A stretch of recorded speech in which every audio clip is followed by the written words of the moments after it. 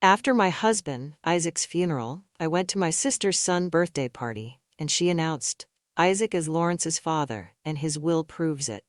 So half of Isaac's house is mine now. These words exploded across my nephew's first birthday party like a grenade going off in a room full of innocent people. I stared at my sister across her living room, and I couldn't breathe.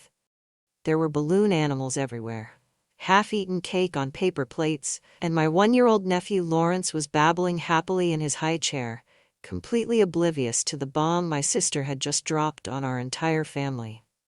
Cassandra's hands shook as she held up what looked like official legal documents. Her voice cracked as she repeated the words that would haunt me forever. Isaac is Lawrence's father. This will proves it. Half that house is mine. The room went dead silent. Every single relative who came to celebrate Lawrence's first birthday stared at me, waiting for my reaction. I felt their eyes burning into my skin. My hands trembled as I reached for those papers, and I swear I heard my own heartbeat echoing in my ears. My husband has been dead for 3 weeks. 3 weeks, Cassandra. That was all I managed to say. 3 weeks since I buried the love of my life. 3 weeks since Isaac collapsed from a brain aneurysm and left me completely alone in this world. And now my own sister stood there at a child's birthday party, telling me that my dead husband had been cheating on me with her. But here's what my sister didn't know when she decided to destroy what was left of my world. What she couldn't have possibly known when she chose that moment to announce her twisted truth. Isaac saw this coming. Before we dive deeper into this nightmare, I need you to hit that subscribe button, because what I'm about to tell you will make you question everything you think you know about family, loyalty, and trust. And let me ask you this. If your own sister accused your dead spouse of being unfaithful, what would your first instinct be? Would you believe her, or would you fight back? Drop your answer in the comments, because I guarantee your response will change by the end of this story. Because what happened next didn't just expose my sister's lies. It revealed a calculated deception so elaborate, so cruel, that it still makes my hands shake when I think about it. And the evidence Isaac left behind? It saved my life in ways I never could have imagined. Because what happened next didn't just expose my sister's lies. It revealed a calculated deception so elaborate, so cruel, that it still makes my hands shake when I think about it. And the evidence Isaac left behind? It saved my life in ways I never could have imagined. I'm Carol. I am 34 years old. Isaac and I were married for 8 beautiful years before this nightmare started. You need to understand something about me. I don't fight, I solve problems. Isaac used to laugh and say I could negotiate peace between cats and dogs if I had to. That's just who I am. When there's conflict, I'm the one who finds the middle ground. I'm the one who makes things work. Isaac wasn't just my husband, he was my best friend, my business partner, my everything. We did everything together. Worked together, dreamed together, built our entire life from scratch together. I trusted him more than I trusted myself. And I'm the sister who always fixed things, always helped, always believed family came first, no matter what. If Cassandra needed money, I found a way. If she needed a place to stay, our door was open. If she needed someone to babysit or listen to her problems or help her move apartments for the 5th time, I was there. That's what family does, right? You show up. But Isaac was different the last few months before he died. More protective. More careful. He started asking weird questions about my sister. Started paying attention to things I didn't even notice. I thought he was just being overprotective, you know? But now I realize he was trying to shield me from something I was too trusting to see. Let me tell you about Isaac and me. We met in college. Both of us working 3 jobs just to pay tuition. He was studying accounting. I was in business management. We were those broke college kids who thought love could conquer anything. And honestly, it did. We built our entire life from absolutely nothing. We bought our house with our wedding fund. Can you believe that? Most people spend $20,000 on one day, but we looked at each other and said, let's buy our future instead. So we had a courthouse wedding with 2 witnesses and used every penny we'd saved to put a down payment on this little 3-bedroom house in the suburbs. We painted every single room ourselves. Isaac was so methodical about it. He'd tape everything perfectly, lay out plastic sheets, research the best paint brands. I was more of a, let's just start painting and see what happens kind of person. But somehow we made it work. He'd prep, I'd roll, and we'd spend hours talking about our dreams while the walls transformed around us. Isaac was gentle and methodical about everything, not just painting. He was incredibly loyal. The kind of man who remembered your birthday every year, who brought you soup when you were sick, who would drive 4 hours to help you move without complaining. He had this quiet strength that made everyone around him feel safe. Now Cassie, my sister, she was always the wild one. I was the responsible one. I thought that's just how we balanced each other out, you know?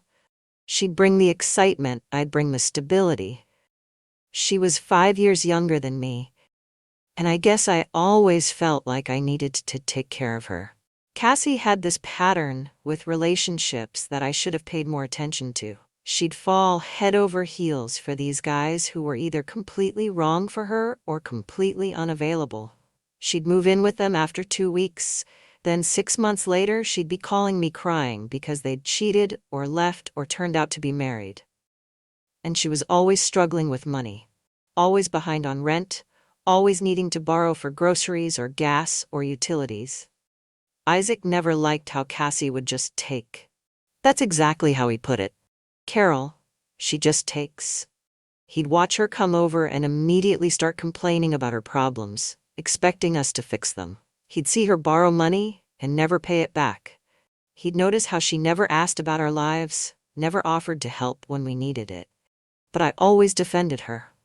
I'd tell Isaac, she's family. She's going through a hard time. She'll figure it out. I made excuses for her behavior for years, because I thought that's what good sisters do. If you're enjoying this story, make sure to subscribe because this is just the beginning. And trust me, you don't want to miss what happens next. And here's what I want to know from you. Do you have that one family member who always seems to need rescuing? The one everyone else sees clearly, but you keep making excuses for? Let me know in the comments, because looking back, I wish I'd listened to Isaac's concerns sooner. Because those concerns he had about Cassandra, they were about to become the key to saving everything I had left. 2 years ago, everything started feeling wrong, but I couldn't put my finger on why. Cassandra showed up at our house one evening and announced she was pregnant. Just like that. No build-up, no hint that she was even seeing anyone seriously. She just walked into our kitchen and said, "I'm having a baby." I was so excited for her. I immediately started planning baby showers, nursery ideas, all the things sisters do. But when I asked about the father, she got this weird look on her face and said, "It's complicated, Carol. Let's just leave it at that." She never told us who Lawrence's dad was. Every time I brought it up, she'd change the subject or say something vague like, "He's not in the picture," or "Some men just can't handle responsibility." I stopped asking because I didn't want to stress her out during the pregnancy. But something shifted in Cassie during those 9 months. She became secretive in a way she'd never been before. She'd get phone calls and step outside to take them. She'd show up at our house unannounced and just hang around like she was waiting for something. And she became even more financially dependent on us than before. She was always asking for money for doctor visits, prenatal vitamins, maternity clothes. Isaac and I didn't mind helping, but it seemed like every week there was another expense, another crisis we needed to solve for her. What really bothered me was how Isaac started acting around her. Isaac got weird whenever Lawrence was around after he was born. Not mean or anything. Isaac would never be mean to a baby, but he was uncomfortable in a way that didn't make sense to me. He'd find excuses to leave the room when Cassie brought Lawrence over. He'd offer to run errands or walk the dog, anything to avoid spending time with them. And Cassie started making these comments that made my skin crawl, but I didn't understand why at the time. She'd watch Isaac hold Lawrence and say things like, "Isaac's such a good dad type, isn't he, Carol?" Or "Lawrence is so lucky to have such a strong male role model around." She'd say it with this smile that didn't quite reach her eyes. One day I caught Isaac writing in a notebook at our kitchen table. He was also taking photos of his phone screen, screenshots of text messages. I'd never seen him do anything like that before. "What are you doing?" I asked him. He looked up at me with this expression I'd never seen before, worried, but also determined. "Just keeping records, Carol. Sometimes people remember things differently than they happened." I didn't understand what he meant by that. Isaac wasn't the type to keep journals or document conversations. He was straightforward. If something bothered him, he'd just say it. But he started carrying that notebook everywhere and taking photos of things on his phone that he wouldn't show me. I should have pushed harder for answers. I should have demanded to know what was going on. But Isaac seemed so sure about whatever he was doing, and I trusted him completely. Then everything changed on a Tuesday morning in March. Isaac collapsed in our bathroom while getting ready for work. One minute he was brushing his teeth, the next minute he was on the floor, and I was screaming for help. The paramedics said it was a brain aneurysm. They said there was nothing anyone could have done, no warning signs, no way to prevent it.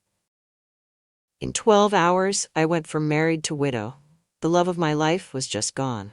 I couldn't eat, couldn't sleep, couldn't think straight. The whole world felt like it was moving in slow motion while I was stuck underwater, unable to breathe or understand what was happening around me. Cassie was immediately there to help, which I appreciated at first. She brought food, helped me make phone calls, organized things I couldn't handle, but she kept asking strange questions about Isaac's papers, his desk, his files. She wanted to know about life insurance policies and bank accounts, and whether Isaac had updated his will recently. At the time, I thought she was just trying to help me get organized. Grief makes you stupid. You can't think clearly about anything, so when someone offers to handle practical stuff, you're grateful. At Isaac's funeral, Cassie kept asking about his papers. She'd corner me between conversations with other mourners and whisper things like, "Carol, have you gone through Isaac's desk yet?" And, "Did Isaac keep important documents at home or at the office?" I was so focused on just getting through each minute that I didn't realize how weird her questions were. I just kept saying, "I don't know, Cassie. I can't think about that stuff right now." 3 days after the funeral, Isaac's lawyer called me. He said Isaac had left some documents that he wanted me to have, but only under specific circumstances. The lawyer sounded confused about it himself, like Isaac had given him unusual instructions. When I went to pick up the documents, the lawyer handed me a sealed envelope with Isaac's handwriting on the outside. In his careful, methodical script, it said, "Only open if Cassie makes any claims about Lawrence or the house." I stared at that envelope for a long time. What could Isaac have possibly known that would make him write something like that? Why would Cassie make claims about Lawrence or our house? It didn't make any sense. I took the envelope home and put it in our safe without opening it. I figured Isaac was just being overly cautious about something, maybe protecting me from some legal complication I didn't understand. I had no idea that envelope contained the evidence that would save my entire life. If this story is keeping you on the edge of your seat, hit that subscribe button, because you're not going to believe what Isaac discovered and documented before he died. And I have to ask, have you ever had that gut feeling that something was wrong but couldn't figure out what it was? Maybe someone in your life was asking too many questions or acting just a little bit off? Tell me in the comments, because looking back, there were so many signs I missed. Because that envelope Isaac left me? It was about to reveal a deception so calculated and cruel that it would make me question everything I thought I knew about my own sister. Lawrence's first birthday party was supposed to be a celebration. There were balloons everywhere, family members I hadn't seen since Isaac's funeral, and this beautiful cake, shaped like a teddy bear that Cassie had spent all morning decorating. I was actually feeling happy for the first time in weeks. Watching Lawrence toddle around in his little birthday outfit, seeing him smash cake all over his face, it felt good to focus on something joyful instead of my grief. Then Cassie stood up in the middle of the living room and cleared her throat. "I need everyone to hear this," she announced loudly enough to get everyone's attention. "There's something important I have to say about Lawrence." The room got quiet. Everyone turned to look at her, expecting some sweet birthday speech about her son. Instead, she looked directly at me and said, "Lawrence is Isaac's son." I felt like I was drowning. The room started spinning, and I could hear my own heartbeat pounding in my ears. Everyone was staring at me, waiting for my reaction, and I couldn't form words. Cassie pulled out what looked like official legal documents and held them up for everyone to see. "This will prove it," she continued, her voice getting stronger. "Isaac left me half the house, half of everything." I reached for those papers with shaking hands. They looked professional: letterhead, signatures, official seals. According to this document, Isaac had supposedly written that he was Lawrence's father and wanted to provide for his son by leaving Cassandra half of our home. "Isaac and I had a relationship," Cassie said, looking around the room at our shocked relatives. "Carol deserves to know the truth. Lawrence deserves his inheritance." The room exploded. Aunt Marie started crying. Uncle Tom was shouting about how Isaac would never do such a thing. Cousins were arguing with each other, some saying Cassie would never lie about something like this, others defending Isaac's character. I just sat there holding those papers, feeling like my entire world was collapsing all over again. First, I lost my husband to an aneurysm, and now I was finding out he'd been cheating on me with my own sister? That everything I thought I knew about my marriage was a lie? I didn't scream. I didn't fight. I didn't defend Isaac or call Cassie a liar. I just stood up, handed the papers back to her, and walked out of that house while my family screamed at each other behind me. I drove home in complete silence and sat in my driveway for 20 minutes, trying to process what had just happened. Then, I remembered Isaac's envelope, the one that said to only open if Cassie made claims about Lawrence or the house. My hands were shaking so hard I could barely get our safe open. But when I finally pulled out that envelope and tore it open, everything changed. Inside were medical records, photographs, printed screenshots, voice recordings on a small digital recorder, and Isaac's real will. The legitimate will that we'd had notarized at our lawyer's office 2 years ago. The first thing I saw was a medical record from Isaac's doctor. Isaac had gotten a vasectomy 3 years ago. 3 years ago. Lawrence was only 1 year old, which meant Isaac had that procedure done 2 years before Lawrence was even conceived. Isaac couldn't have children. It was medically impossible for him to be Lawrence's father. Then I found the screenshots. Text messages from Cassie to Isaac that made me sick to my stomach. Messages where she was hitting on him, telling him how unhappy she thought I looked, suggesting they could keep each other company when I was working late. Isaac had screenshot every single inappropriate message she'd ever sent him. There were voice recordings too. Conversations where Cassie was making advances, and Isaac was clearly, firmly rejecting her. I could hear the discomfort in his voice as he told her to stop, that he loved me, that what she was suggesting was completely inappropriate. But the worst part was Isaac's letter to me. Written in his careful handwriting, it said, "Carol, if you're reading this, Cassie has probably tried to claim Lawrence is mine. I'm sorry I never told you about her behavior. I didn't want to hurt you or cause problems in your family. But I documented everything to protect you because I was worried she might try something like this someday. I love you more than life itself. You are the only woman I have ever loved or ever will love.